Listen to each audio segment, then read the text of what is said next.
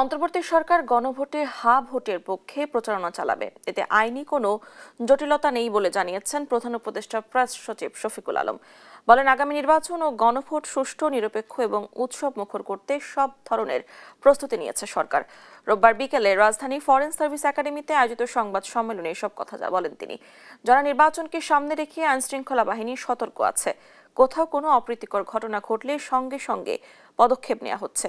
সরকার কোনো দলকে আলাদা সুযোগ দিচ্ছে না বলেও মন্তব্য করেন তিনি। ইউরোপীয় ইউনিয়ন বাংলাদেশে নির্বাচন পর্যবেক্ষণ টিম পাঠাবে বলেও জানান প্রেস সচিব।